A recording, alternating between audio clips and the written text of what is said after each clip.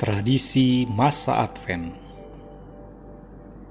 Begitu pentingnya peristiwa kelahiran Yesus Sang Putera, sehingga gereja mempersiapkan umatnya untuk memperingatinya. Dan masa persiapan ini dikenal dengan masa Advent. Kata Advent sendiri berasal dari kata adventus dari bahasa Latin yang artinya kedatangan. Masa Advent yang kita kenal saat ini sebenarnya telah melalui perkembangan yang cukup panjang. Pada tahun 590, Sinode di Makon, Gaul, menetapkan masa pertobatan dan persiapan kedatangan Kristus. Kita juga menemukan bukti dari homili minggu kedua masa Advent dari Santo Gregorius Agung di masa kepausan tahun 590 sampai dengan tahun 604. Dari Gelasian Sacramentari, kita dapat melihat adanya 5 minggu masa Advent yang kemudian diubah menjadi 4 minggu oleh Paus Gregorius ke-7. Sampai sekarang, masa Advent ini dimulai dari hari Minggu terdekat dengan tanggal 30 November atau Hari Raya Santo Andreas selama 4 minggu ke depan sampai kepada Hari Natal pada tanggal 25 Desember. Masa Advent ini berkaitan dengan permenungan akan kedatangan Kristus. Kristus memang telah datang ke dunia. Ia akan datang kembali di akhir zaman. Namun, ia tidak pernah meninggalkan gerejanya dan selalu hadir di tengah-tengah umatnya. Maka, dikatakan bahwa peringatan Advent merupakan perayaan akan 3 hal, yaitu peringatan akan kedatangan Kristus yang pertama di dunia, kehadirannya di tengah gereja, dan penantian akan kedatangannya kembali di akhir zaman. Maka kata Advent harus dimaknai dengan arti yang penuh, yaitu dulu, sekarang, dan di waktu yang akan datang. Ini adalah dasar dari pengertian 3 macam kedatangan Kristus yang dipahami Gereja Katolik. Pemahaman ini menjiwai persiapan rohani umat, dan hal ini tercermin dalam perayaan liturgi dalam Gereja Katolik. Sebab di antara kedatangannya yang pertama di Betlehem dan kedatangannya yang kedua di akhir zaman, Kristus tetap datang dan hadir di tengah umatnya.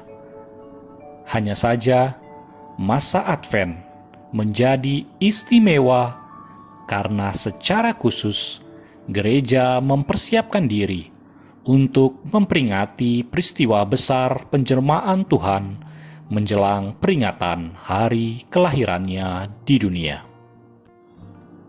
Katekismus Gereja Katolik 524 menuliskan, dalam perayaan liturgi Advent, gereja menghidupkan lagi penantian akan Mesias. Dengan demikian, umat beriman mengambil bagian dalam persiapan yang lama menjelang kedatangan pertama penebus dan membaharui di dalamnya kerinduan akan kedatangannya yang kedua. Dengan merayakan kelahiran dan mati syahid Sang Perintis, gereja menyatukan diri dengan kerinduannya. Ia harus makin besar dan aku harus makin kecil. Dikutip dari Injil Yohanes bab 3 ayat 30. Pada masa Advent, umat Katolik sering melakukan ulah kesalehan yang baik, yang berakar selama berabad-abad. Ulah kesalehan ini bertujuan untuk membantu mempersiapkan umat dalam menyambut kedatangan Sang Mesias.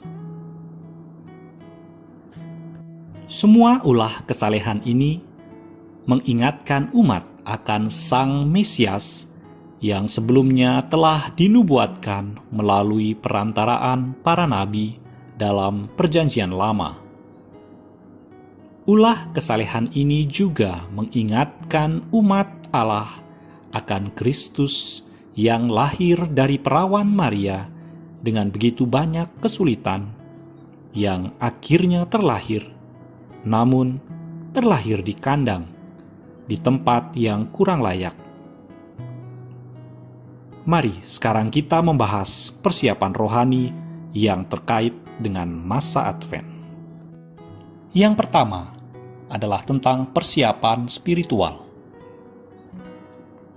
Karena masa Advent adalah masa penantian yang harus diisi dengan pertobatan, sehingga kita mempersiapkan diri untuk menyambut kedatangan Kristus, maka sudah seharusnya umat Allah mempersiapkan diri secara spiritual. Persiapan yang terbaik adalah dengan lebih sering menerima sakramen Ekaristi dan juga menerima sakramen tobat. Sakramen Ekaristi menyadarkan kita akan kasih Allah yang memberikan putranya untuk bersatu dengan kita, yang dimulai dengan peristiwa inkarnasi. Sakramen tobat menyadarkan kita bahwa kita sebenarnya tidak layak menyambut Kristus karena dosa-dosa kita, namun Kristus datang ke dunia untuk menyelamatkan kita dari belenggu dosa. Masa Advent adalah waktu yang tepat untuk terus bertekun dalam doa-doa pribadi dan membaca kitab suci. Sungguh baik kalau kita dapat mengikuti bacaan kitab suci mengikuti kalender gereja, karena bacaan-bacaan telah disusun sedemikian rupa untuk mempersiapkan kita menyambut Sang Mesias. Dalam masa Advent ini, ada sebagian umat yang juga menjalankan novena Maria dikandung tanpa noda, novena Natal, dan novena kanak-kanak Yesus. Karena gereja memperingati Maria dikandung tanpa noda pada tanggal 9 Desember, maka penghormatan kepada Bunda Maria yang melahirkan Kristus juga dipandang sebagai devosi yang baik. Jika devosi ini dilaksanakan, maka sebaiknya menonjolkan teks-teks profetis, mulai dari Kejadian bab 3 ayat 15, dan berakhir pada kabar gembira dari malaikat Gabriel kepada Maria yang penuh rahmat. Yang kedua adalah tentang lingkaran Advent. Lingkaran Advent adalah suatu lingkaran yang biasanya terbuat dari daun-daun segar dengan 4 lilin. Pada awal mulanya, sebelum kekristenan berkembang di Jerman, orang-orang telah menggunakan lingkaran daun yang atasnya dipasang lilin untuk memberikan pengharapan bahwa musim dingin yang gelap akan lewat. Di abad pertengahan, umat Kristen mengadaptasi kebiasaan ini dan memberikan makna yang baru pada lingkaran daun ini menjadi lingkaran Advent untuk menantikan kedatangan Mesias, Sang Terang. Dikatakan bahwa penyalaan lilin yang bertambah minggu demi minggu sampai hari Natal merupakan permenungan akan tahapan karya keselamatan Allah sebelum kedatangan Kristus yang adalah sang terang dunia yang akan menghapus kegelapan. Di dalam dokumen direktorium tentang kesalehan umat dan liturgi, tidak disebutkan warna lilin yang digunakan, sehingga umat dapat menggunakan lilin warna putih ataupun ungu. Karena masa Advent juga menjadi masa pertobatan, maka lilin dapat menggunakan warna ungu yang menjadi simbol pertobatan. Kemudian di minggu ketiga, atau disebut Minggu Gaudete atau Minggu Sukacita, dipasang lilin berwarna merah muda yang menyatakan sukacita karena masa penantian akan telah berjalan setengah dan akan berakhir. Ada juga kebiasaan yang meletakkan lilin putih di tengah yang dinyalakan saat masa Advent selesai, yang menyatakan bahwa Kristus telah datang. Yang ketiga adalah tentang antifon 7O. Gereja Katolik mengharuskan para imam untuk berdoa liturgi harian. Walaupun doa ini diperuntukkan untuk para imam, namun kaum awam juga dianjurkan untuk mendoakannya.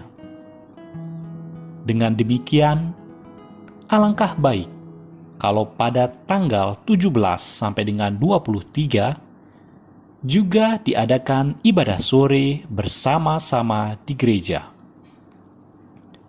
Doa ini begitu indah dan dalam, sehingga seseorang dapat berdoa bersama dalam gereja.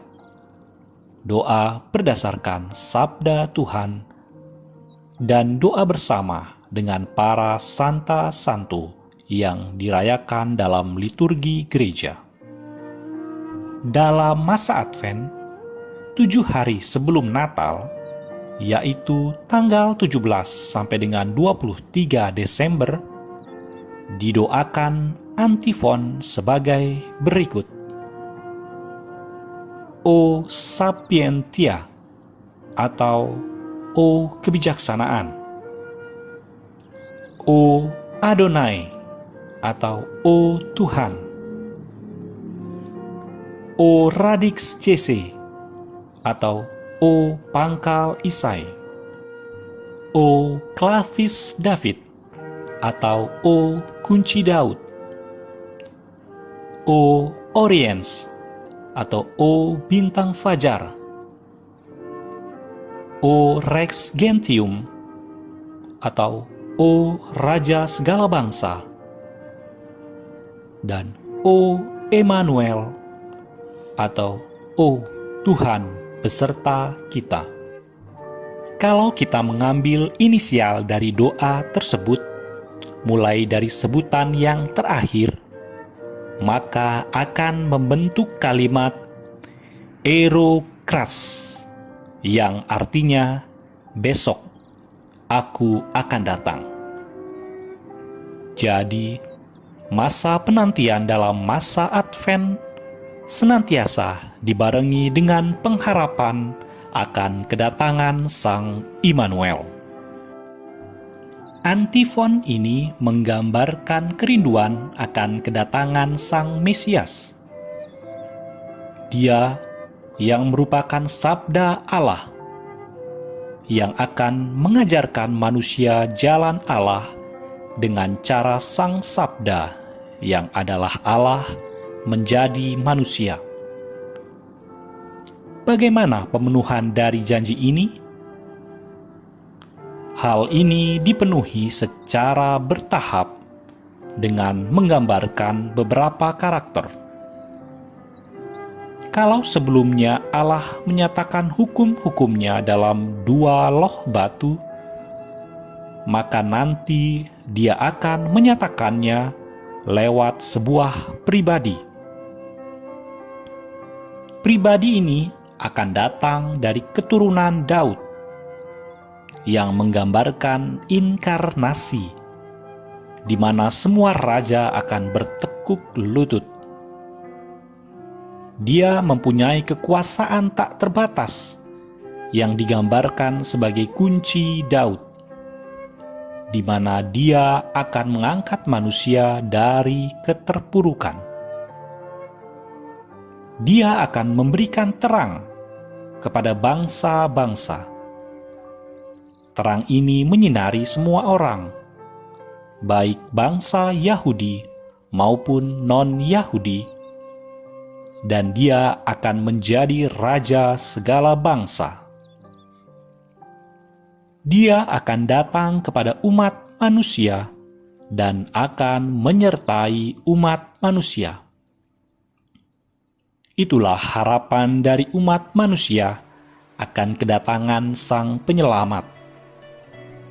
Dan dari rangkaian 7 O antifon, maka seolah-olah Yesus menjawab kerinduan ini dengan menyatakan Erukras, atau besok aku akan datang.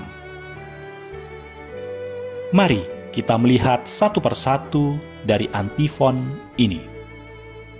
Yang pertama, O Sapientia, antifon yang didoakan pada tanggal 17 Desember.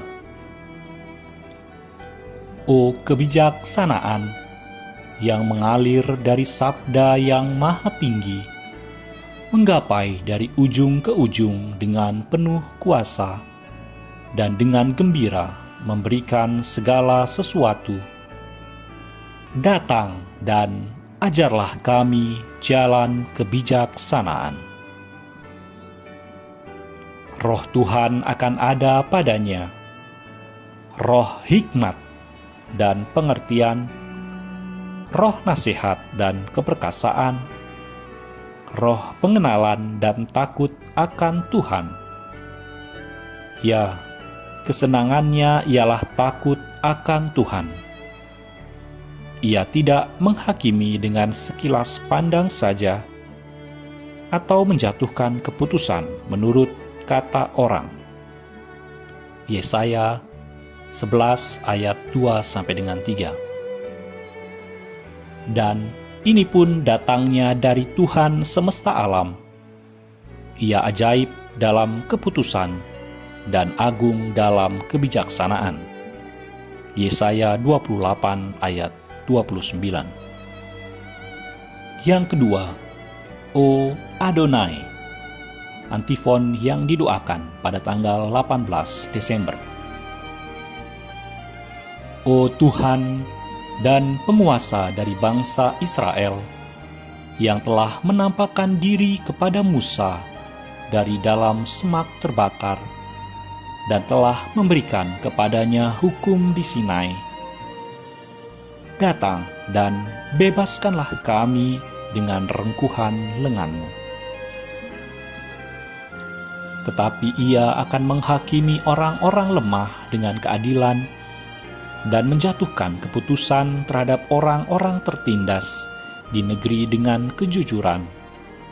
Ia akan mengajar bumi dengan perkataannya seperti dengan tongkat, dan dengan nafas mulutnya ia akan membunuh orang fasik. Ia tidak akan menyimpang dari kebenaran dan kesetiaan, seperti ikat pinggang tetap terikat pada pinggang. Yesaya 11 ayat 4-5. Sebab Tuhan ialah hakim kita, Tuhan ialah yang memberi hukum bagi kita.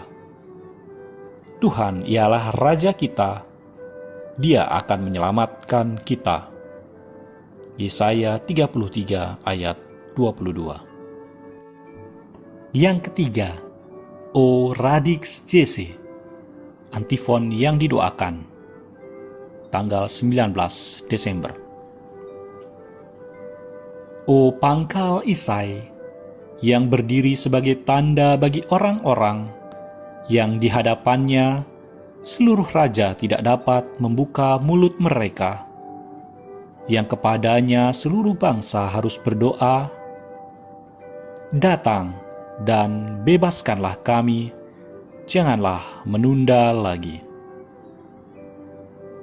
Suatu tunas akan keluar dari tunggul Isai, dan taruk yang akan tumbuh dari pangkalnya akan berbuah. Yesaya 11 ayat 1. Maka pada waktu itu, taruk dari pangkal Isai akan berdiri sebagai panji-panji bagi bangsa-bangsa. Dia akan dicari oleh suku-suku bangsa, dan tempat kediamannya akan menjadi mulia. Yesaya 11 ayat 10. Antifon yang keempat. O Klavis David, yang didoakan pada tanggal 20 Desember. O kunci Daud dan tongkat dari bangsa Israel, yang mana apabila ia membuka, tidak ada yang dapat menutup. Apabila ia menutup, tidak ada yang dapat membuka. Datang dan pimpinlah tawanan dari rumah penjara, dan dia yang duduk dalam kegelapan dan bayang-bayang maut. Aku akan menaruh kunci rumah Daud ke atas bahunya. Apabila ia membuka, tidak ada yang dapat menutup. Apabila ia menutup, tidak ada yang dapat membuka. Yesaya 22 ayat 22. Besar kekuasaannya, dan damai sejahtera tidak akan berkesudahan di atas tahta Daud dan di dalam kerajaannya, karena ia mendasarkan dan mengokohkannya dengan keadilan dan kebenaran dari sekarang sampai selama-lamanya. Kecemburuan Tuhan semesta alam akan melakukan hal ini. Yesaya 9 ayat 7. Untuk membuka mata yang buta, untuk mengeluarkan orang hukuman dari tempat tahanan, dan mengeluarkan orang-orang yang duduk dalam gelap dari rumah penjara. Yesaya 42 ayat 7. Antifon yang kelima. O Oriens, yang didoakan pada tanggal 21 Desember. O Fajar Timur, cahaya kemegahan abadi, dan matahari keadilan. Datang dan terangilah mereka yang duduk dalam kegelapan dan bayang-bayang maut. Bangsa yang berjalan di dalam kegelapan telah melihat terang yang besar.